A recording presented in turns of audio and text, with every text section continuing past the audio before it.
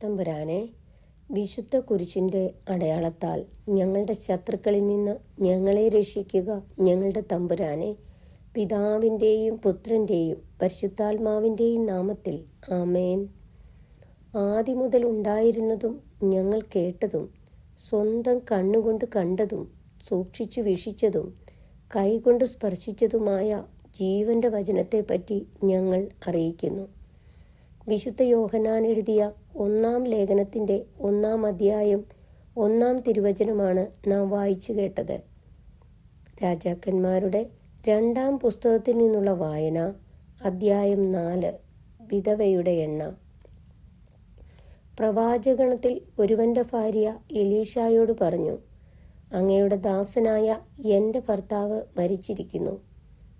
അവൻ കർത്താവിൻ്റെ ഭക്തനായിരുന്നുവെന്ന് അങ്ങേക്കറിയാമല്ലോ. അവന് കടം കൊടുത്തവൻ ഇതാ എൻ്റെ കുട്ടികൾ 2 പേരെയും അടിമകളാക്കാൻ വന്നിരിക്കുന്നു. എലീശ അവളോട് പറഞ്ഞു, ഞാൻ നിനക്ക് വേണ്ടി എന്തു ചെയ്യണം?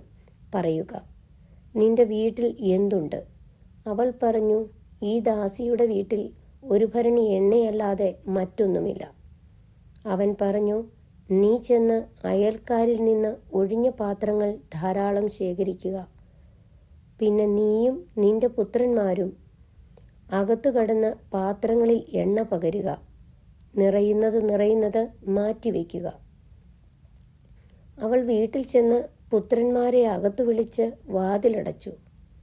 അവൾ പകരുകയും അവർ പാത്രങ്ങൾ എടുത്തു കൊടുക്കുകയും ചെയ്തു. പാത്രങ്ങൾ നിറഞ്ഞപ്പോൾ അവൾ പുത്രനോട് ഇനിയും കൊണ്ടുവരിക എന്ന് പറഞ്ഞു. ഇനിയും പാത്രമില്ലെന്ന് അവൻ പറഞ്ഞപ്പോൾ എണ്ണയുടെ ഒഴുക്ക് നിലച്ചു. അവൾ ദൈവപുരുഷൻ്റെ അടുത്ത് ചെന്ന് വിവരം അറിയിച്ചപ്പോൾ അവൻ പറഞ്ഞു, പോയി എണ്ണ വിറ്റ് കടം വീട്ടുക. ശേഷിക്കുന്നത് കൊണ്ട് നീയും പുത്രന്മാരും ഉപജീവനം കഴിക്കുക. ശൂനേംകാരിയുടെ മകൻ. ഒരിക്കൽ എലീശ ശൂനേമിൽ ചെന്നപ്പോൾ ഒരു ധനിക അവനെ ഭക്ഷണത്തിന് ക്ഷണിച്ചു. ആ വഴി കടന്നു പോകുമ്പോഴെല്ലാം അവൻ ഭക്ഷണത്തിന് ആ വീട്ടിൽ ചെല്ലുക പതിവായി. അവൾ ഭർത്താവിനോട് പറഞ്ഞു, ഇതിലേ പോകാറുള്ള ആ മനുഷ്യൻ ഒരു ദൈവപുരുഷനാണ്. നമുക്ക് മട്ടുപ്പാവിൽ ചെറിയൊരു മുറി ഉണ്ടാക്കി അതിൽ കിടക്കയും മേശയും കസേരയും വിളക്കും വയ്ക്കാം. വരുമ്പോഴൊക്കെ അവൻ അവിടെ വിശ്രമിക്കാമല്ലോ. ഒരിക്കൽ അവൻ അവിടെ വിശ്രമിക്കുകയായിരുന്നു. ശൂനോംകാരിയെ വിളിക്കാൻ അവൻ തൻ്റെ ഭൃത്യൻ ഗഹസിയോട് പറഞ്ഞു. അവൻ വിളിച്ചപ്പോൾ അവൾ വന്ന് മുൻപിൽ നിന്നു. എലീശ ഭൃത്യനോട് പറഞ്ഞു, അവളോട് പറയുക, നീ ഞങ്ങൾക്ക് വേണ്ടി എത്ര ബുദ്ധിമുട്ടി. ഞങ്ങൾ എന്താണ് നിനക്ക് വേണ്ടി ചെയ്യേണ്ടത്? രാജാവിനോടോ സൈന്യാധിപനോടോ ശുപാർശ ചെയ്യണമോ? അവൾ പറഞ്ഞു, ഞാൻ വസിക്കുന്നത് എൻ്റെ ജനത്തിൻ്റെ കൂടെയാണ്. എലീശ പറഞ്ഞു, അവൾക്ക് വേണ്ടി എന്താണ് ചെയ്യേണ്ടത്? ഗഹസി പറഞ്ഞു, അവൾക്ക് മക്കളില്ല, ഭർത്താവ് വൃദ്ധനുമാണ്. അവൻ പറഞ്ഞു, അവളെ വിളിക്കുക. വിളിച്ചപ്പോൾ അവൾ വാതിൽക്കൽ വന്നു നിന്നു. എലീശ പറഞ്ഞു, അടുത്ത വർഷം ഈ സമയത്ത് നീ ഒരു പുത്രനെ താലോലിക്കും. അവൾ പറഞ്ഞു, ഇല്ല ദൈവപുരുഷ പ്രഭോ, ഈ ദാസിയോട് വ്യാജം പറയരുതേ. എലീശ പറഞ്ഞതുപോലെ അവൾ ഗർഭം ധരിച്ച് അടുത്ത വസന്തത്തിൽ ഏകദേശം ആ സമയത്ത് ഒരു പുത്രനെ പ്രസവിച്ചു. കുട്ടി വളർന്നു. ഒരു ദിവസം അവൻ കൊയ്ത്തുകാരോട് കൂടെ ആയിരുന്ന പിതാവിൻ്റെ അടുത്തേക്ക് ചെന്നു. അവൻ പറഞ്ഞു, അയ്യോ, എൻ്റെ തല വേദനിക്കുന്നു. പിതാവ് ഭൃത്യനോട് പറഞ്ഞു, അവനെ അമ്മയുടെ അടുക്കൽ കൊണ്ടുപോയി ആക്കൂ. അവൻ കുട്ടിയെ എടുത്ത് അമ്മയുടെ അടുക്കലാക്കി. ഉച്ചവരെ കുട്ടി അമ്മയുടെ മടിയിലിരുന്നു. പിന്നെ അവൻ മരിച്ചു. അവൾ അവനെ മുകളിൽ കൊണ്ടുചെന്ന് ദൈവപുരുഷൻ്റെ കിടക്കയിൽ കിടത്തിയതിനു ശേഷം വാതിലടച്ച് പുറത്തു പോന്നു. അവൾ ഭർത്താവിനോട് വിളിച്ചു പറഞ്ഞു, ഒരു വേലക്കാരനെയും കഴുതയെയും ഇങ്ങോട്ടയക്കുക. ഞാൻ വേഗം പോയി ദൈവപുരുഷനെ കണ്ടുവരട്ടെ.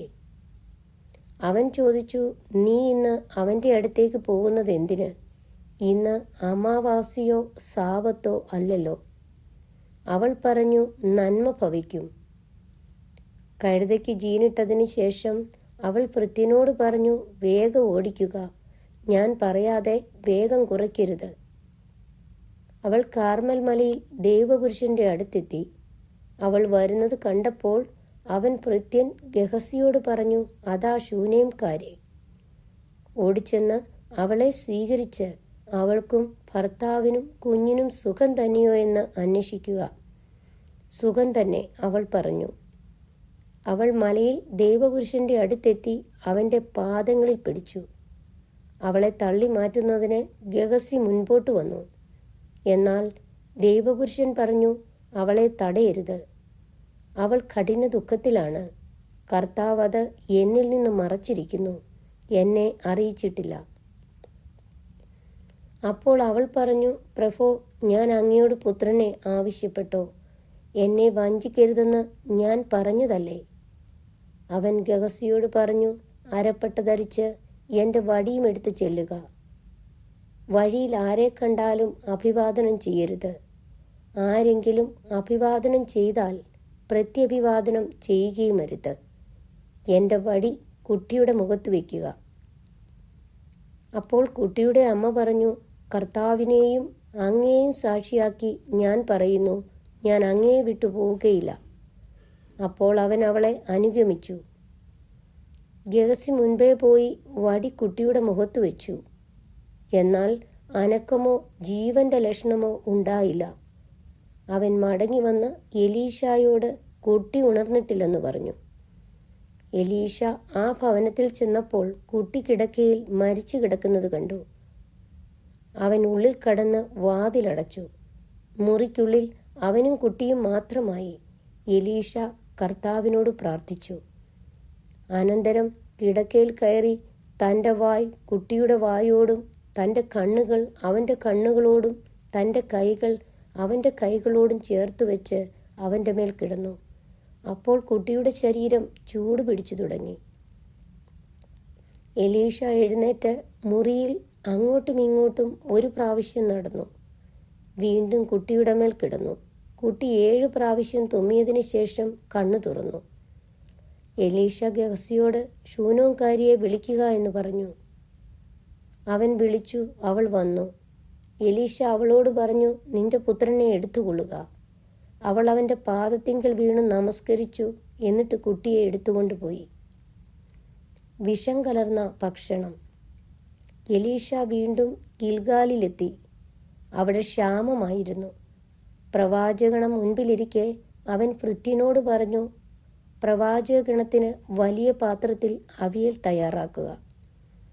അവരിൽ ഒരാൾ വയലിൽ നിന്ന് സസ്യങ്ങൾ ശേഖരിക്കുമ്പോൾ ഒരു കാട്ടുമുന്തിരി കാണുകയും അതിൽ നിന്ന് മടി നിറയെ കായ്കൾ പറിച്ചെടുക്കുകയും ചെയ്തു. അവ എന്താണെന്ന് മനസ്സിലാക്കാതെ നുറുക്കി പാത്രത്തിലിട്ടു. അനന്തരം അവിയൽ വിളമ്പി. ഭക്ഷിച്ചു തുടങ്ങിയപ്പോൾ അവർ നിലവിളിച്ചു, ദൈവപുരുഷ, പാത്രത്തിൽ മരണം പതിയിരിക്കുന്നു. അവർക്ക് ഭക്ഷിക്കാൻ കഴിഞ്ഞില്ല. എലീശ പറഞ്ഞു, കുറച്ച് മാവ് കൊണ്ടുവരിക. അവൻ മാവ് പാത്രത്തിലിട്ടതിന് ശേഷം ഇനി വിളമ്പി ഭക്ഷിക്കാമെന്ന് പറഞ്ഞു. അപകടം നീങ്ങിയിരുന്നു. അപ്പം വർദ്ധിപ്പിക്കുന്നു.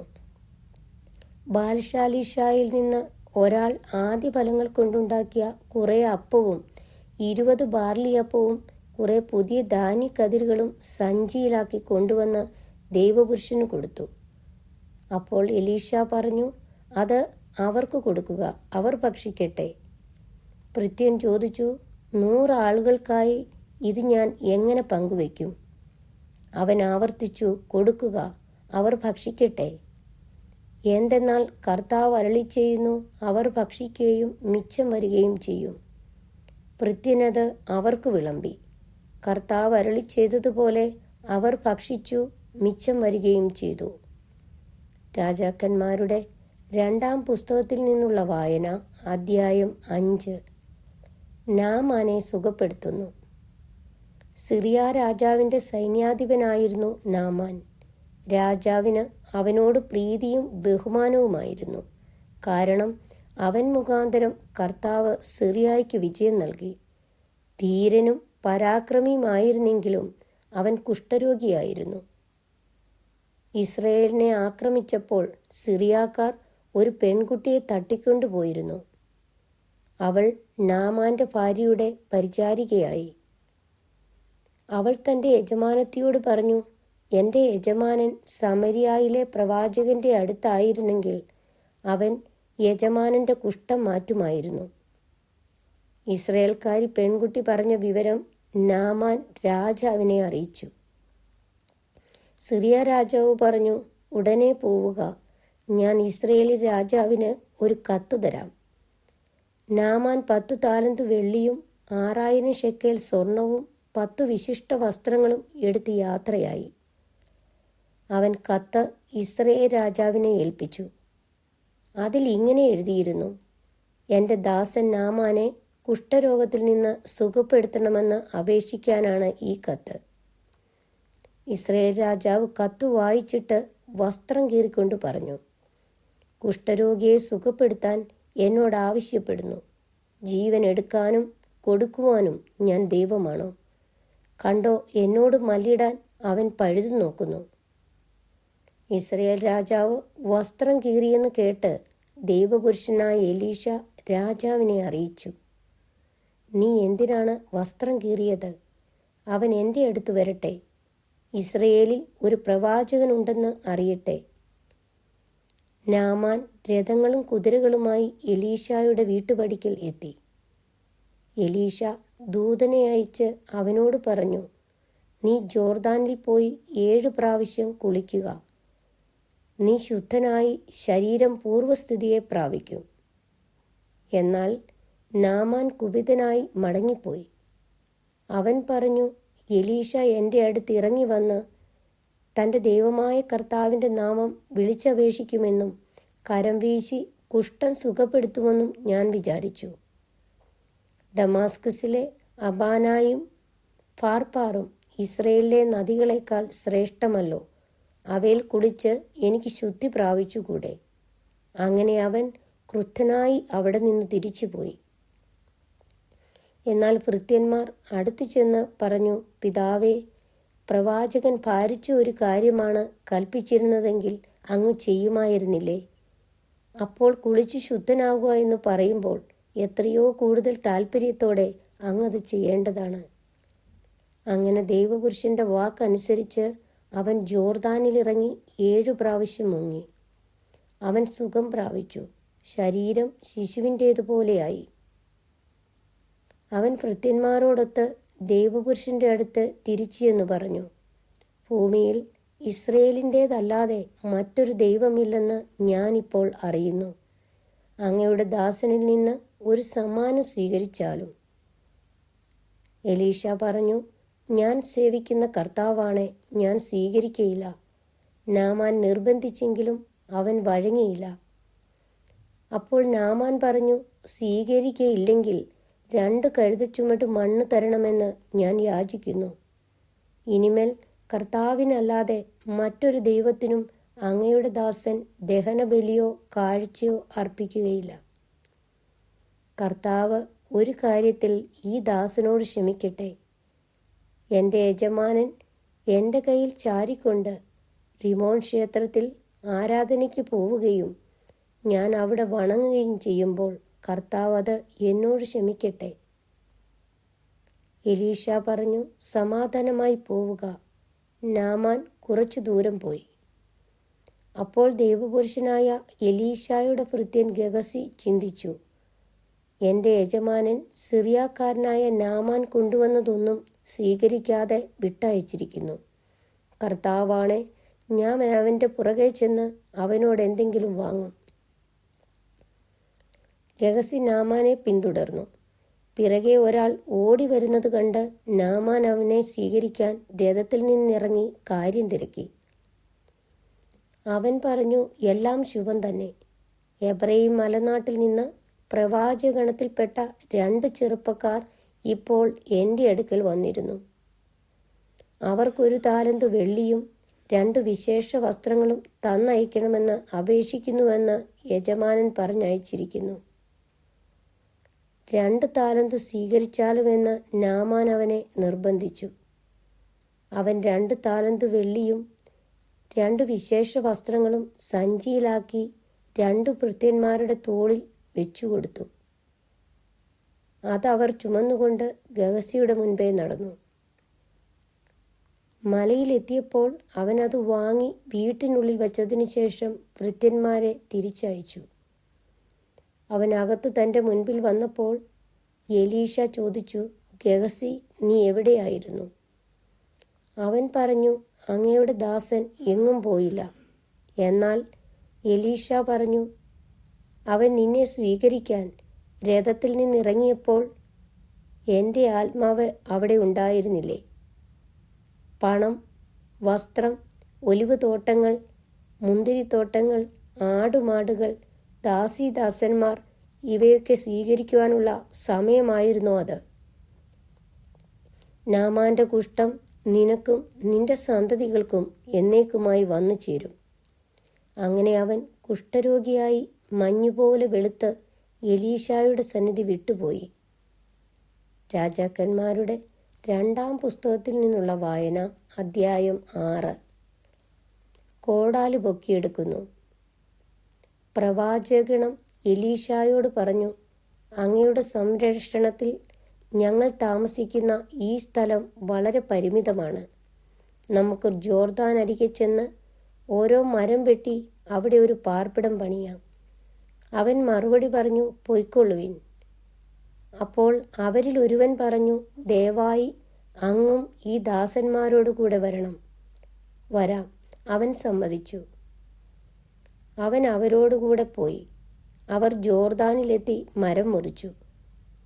തടി വെട്ടിക്കൊണ്ടിരിക്കുമ്പോൾ ഒരാളുടെ കോടാലി ഊരി വെള്ളത്തിൽ വീണു. അയ്യോ യജമാനനെ, അത് കടം വാങ്ങിയതാണ് എന്ന് അവൻ നിലവിളിച്ചു. എവിടെയാണത് വീണത്? ദേവപുരുഷൻ ചോദിച്ചു. സ്ഥലം കാണിച്ചു കൊടുത്തപ്പോൾ അവനൊരു കമ്പ് വെട്ടിയെടുത്ത് അവിടേക്ക് എറിഞ്ഞു. അപ്പോൾ ഇരുമ്പ് പൊങ്ങി വന്നു. അതെടുക്കുക, എലീശ പറഞ്ഞു. അവൻ കൈ നീട്ടി അതെടുത്തു.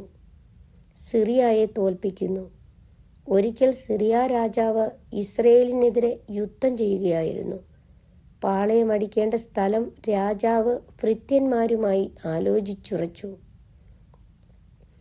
നീ ഇങ്ങോട്ട് കടക്കരുത്, സിറിയാക്കാർ അവിടം ആക്രമിക്കാനിരിക്കുകയാണ് എന്ന് ദൈവപുരുഷൻ ഇസ്രയേൽ രാജാവിന് സന്ദേശമയച്ചു. ദൈവപുരുഷൻ പറഞ്ഞ സ്ഥലത്തേക്ക് ഇസ്രയേൽ രാജാവ് സൈന്യത്തെ അയച്ചു. ഇങ്ങനെ പലപ്പോഴും ദൈവപുരുഷൻ മുന്നറിയിപ്പ് നൽകുകയും രാജാവ് രക്ഷപ്പെടുകയും ചെയ്തിട്ടുണ്ട്. സിറിയ രാജാവ് തന്മൂലം അസ്വസ്ഥനായി. അവൻ ഭൃത്യന്മാരോട് ചോദിച്ചു, നമ്മുടെ ഇടയിൽ ഇസ്രയേൽ രാജാവിനു വേണ്ടി നിലകൊള്ളുന്നവനെ നിങ്ങൾ കാണിച്ചു തരികയില്ലേ? ഭൃത്യന്മാരിൽ ഒരുവൻ പറഞ്ഞു, രാജാവേ, നമ്മുടെ ഇടയിൽ ആരുമില്ല. കിടപ്പറയിൽ അങ്ങ് സംസാരിക്കുന്നത് ഇസ്രയേൽ രാജാവിനെ അറിയിക്കുന്നത് ഇസ്രയേലിലെ പ്രവാചകനായ എലീശ ആണ്. പോയി അവനെ കണ്ടുപിടിക്കുക. അവൻ ആജ്ഞാപിച്ചു.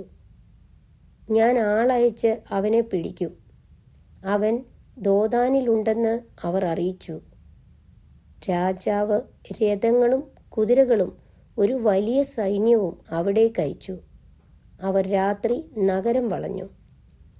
ദേവപുരുഷന്റെ ദാസൻ അതിരാവിലെ എഴുന്നേറ്റ് പുറത്തു വന്നപ്പോൾ രഥങ്ങളും കുതിരകളുമായി സൈന്യം നഗരം വളഞ്ഞിരിക്കുന്നത് കണ്ടു. അവൻ വിളിച്ചു പറഞ്ഞു, അയ്യോ യജമാനനെ, നാം എന്താണ് ചെയ്യുക? അവൻ പറഞ്ഞു, ഭയപ്പെടേണ്ട, അവരെക്കാൾ കൂടുതൽ ആളുകൾ നമ്മുടെ കൂടെയുണ്ട്. അപ്പോൾ എലീശ പ്രാർത്ഥിച്ചു, കർത്താവേ, അവൻ്റെ കണ്ണുകളെ തുറക്കണമേ. അവൻ കാണട്ടെ. കർത്താവ് അവൻ്റെ കണ്ണുകൾ തുറന്നു. എലീശായ്ക്കു ചുറ്റും മല ആഗ്നേയ രഥങ്ങളും കുതിരകളും കൊണ്ട് നിറഞ്ഞിരിക്കുന്നത് അവൻ കണ്ടു. സിറിയാക്കാർ തനിക്കെതിരെ വന്നപ്പോൾ എലീശ കർത്താവിനോട് പ്രാർത്ഥിച്ചു, അവരുടെ കണ്ണുകളെ അന്ധമാക്കണമേ. എലീശായുടെ പ്രാർത്ഥനയനുസരിച്ച് അവിടുന്ന് അവരുടെ കണ്ണുകളെ അന്ധമാക്കി.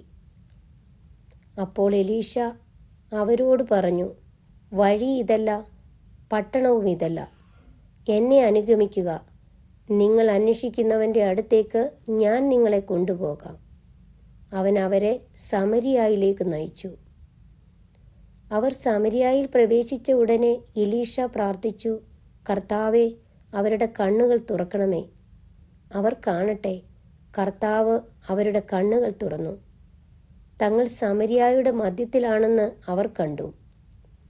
അവരെ കണ്ടപ്പോൾ ഇസ്രായേൽ രാജാവ് എലീഷായോട് പറഞ്ഞു, എൻ്റെ പിതാവേ, ഞാൻ ഇവരെ കൊന്നുകളയട്ടെ. അവൻ പറഞ്ഞു, അവരെ കൊല്ലരുത്. നിങ്ങൾ വാളും വില്ലും കൊണ്ട് പിടിച്ചടക്കിയവരെ കൊല്ലുമോ? അവർക്ക് ഭക്ഷണപാനീയങ്ങൾ കൊടുക്കുക. അവർ ഭക്ഷിച്ച് സ്വന്തം യജമാനൻ്റെ അടുത്തേക്ക് പോകട്ടെ. രാജാവ് അവർക്ക് വലിയ വിരുന്നൊരുക്കി. ഭക്ഷിച്ച് തൃപ്തരായ അവരെ അവൻ വിട്ടയച്ചു. അവർ തങ്ങളുടെ യജമാനൻ്റെ അടുത്തേക്ക് പോയി. സിറിയാക്കാർ പിന്നീട് ഇസ്രയേൽ ദേശം ആക്രമിക്കാൻ വന്നിട്ടില്ല. കുറേ കാലം കഴിഞ്ഞ് സിറിയ രാജാവായ ബെൻഹദാദ് സൈന്യം ശേഖരിച്ച് സമരിയ വളഞ്ഞു. അപ്പോൾ സമരിയായിൽ രൂക്ഷമായ ക്ഷാമമുണ്ടായി. ഒരു കഴുതത്തലയ്ക്ക് 8 ശെക്കേൽ വെള്ളിയും 1/4 കാവ് കാട്ടുള്ളിക്ക് 5 ശെക്കേൽ വെള്ളിയും വിലയായിരുന്നു. ഇസ്രയേൽ രാജാവ് കോട്ടമേൽ നടക്കുമ്പോൾ ഒരുവൾ വിളിച്ചു പറഞ്ഞു, പ്രഭോ രാജാവെ, സഹായിക്കണേ. അവൻ പറഞ്ഞു, കർത്താവ് സഹായിക്കുന്നില്ലെങ്കിൽ എനിക്കെങ്ങനെ കഴിയും? എൻ്റെ കയ്യിൽ ധാന്യമോ മുന്തിരിയോ ഉണ്ടോ? രാജാവ് ചോദിച്ചു, എന്താണ് നിന്റെ പ്രശ്നം? അവൾ ഉണർത്തിച്ചു, ഇവൾ എന്നോട് പറഞ്ഞു, നിന്റെ മകനെ കൊണ്ടുവരിക. ഇന്ന് നമുക്കവനെ ഭക്ഷിക്കാം, നാളെ എൻ്റെ മകനെ ഭക്ഷിക്കാം. അങ്ങനെ ഞങ്ങൾ എൻ്റെ മകനെ വേവിച്ചു തിന്നു. അടുത്ത ദിവസം ഞാൻ അവളോട്, നിന്റെ മകനെ കൊണ്ടുവരിക, നമുക്കവനെ തിന്നാം എന്ന് പറഞ്ഞു. എന്നാൽ അവൾ അവനെ ഒളിപ്പിച്ചു കളഞ്ഞു.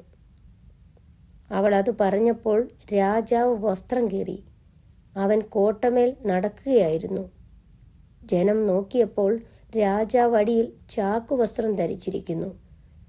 രാജാവ് പറഞ്ഞു, ഷാഫാത്തിൻ്റെ പുത്രൻ എലീഷായുടെ തല ഇന്നു മുതൽ കഴുത്തിൽ ശേഷിച്ചാൽ കർത്താവ് എന്നെ ശിക്ഷിക്കട്ടെ. എലീഷ ശ്രേഷ്ഠന്മാരോടൊപ്പം വീട്ടിലിരിക്കുകയായിരുന്നു. രാജാവ് ഒരുവനെ പറഞ്ഞയച്ചു. അവൻ വന്നെത്തുന്നതിന് മുമ്പ് എലീഷ ശ്രേഷ്ഠന്മാരോട് പറഞ്ഞു, ആ കൊലയാളി എൻ്റെ തല ഛേദിക്കാൻ ആളയച്ചിരിക്കുന്നത് കണ്ടോ? ദൂതൻ വരുമ്പോൾ വാതിലടച്ച് അവനെ തടഞ്ഞു നിർത്തുവിൻ. അവൻ്റെ യജമാനൻ്റെ കാലടി ശബ്ദമല്ലേ പിന്നിൽ കേൾക്കുന്നത്? അവൻ സംസാരിച്ചു കൊണ്ടിരിക്കെ തന്നെ രാജാവ് വന്ന് അവനോട് പറഞ്ഞു, ഈ ദുരിതം കർത്താവ് വരുത്തിയതാണ്. ഞാനിനി എന്തിന് കർത്താവിൻ്റെ സഹായം കാത്തിരിക്കണം? നമ്മുടെ ദൈവമായ കർത്താവിന് സ്തുതി. സ്വർഗസ്നായ ഞങ്ങളുടെ പിതാവേ, അങ്ങയുടെ നാമം പൂജിതമാകണമേ. അങ്ങയുടെ രാജ്യം വരണമേ. അങ്ങയുടെ തിരുമനസ് സ്വർഗത്തിലെ പോലെ ഭൂമിയിലുമാകണമേ. അന്നു വേണ്ടുന്ന ആഹാരം ഇന്ന് ഞങ്ങൾക്ക് തരണമേ. ഞങ്ങളോട് തെറ്റ് ചെയ്യുന്നവരോട് ഞങ്ങൾ ക്ഷമിച്ചിരിക്കുന്നത് പോലെ ഞങ്ങളുടെ തെറ്റുകൾ ഞങ്ങളോട് ക്ഷമിക്കണമേ. ഞങ്ങളെ പ്രലോഭനത്തിൽ വീഴാനിടയാക്കരുതേ. ദുഷ്ടാരൂപി ഞങ്ങളെ രക്ഷിച്ചുകൊള്ളണമേ. ആമേൻ. നന്മ നിറഞ്ഞ മറിയമേ സുസ്തി, കർത്താവ് അങ്ങയോട് കൂടെ സ്ത്രീകളിൽ അങ്ങ് അനുഗ്രഹിക്കപ്പെട്ടവളാകുന്നു. അങ്ങയുടെ ഉദരത്തിൻ ഫലമായി ഈശോ അനുഗ്രഹിക്കപ്പെട്ടവനാകുന്നു. പരിശുദ്ധ മറിയമേ, തമ്പുരാൻ്റെ അമ്മേ, പാപികളായ ഞങ്ങൾക്ക് വേണ്ടി ഇപ്പോഴും ഞങ്ങളുടെ മരണസമയത്തും തമ്പുരാനോട് അപേക്ഷിക്കണമേ. ആമേൻ. പിതാവിനും പുത്രനും പരിശുദ്ധാത്മാവിനും സ്തുതി, ആദിയിലെ പോലെ ഇപ്പോഴും എപ്പോഴും എന്നേക്കും. ആമേൻ.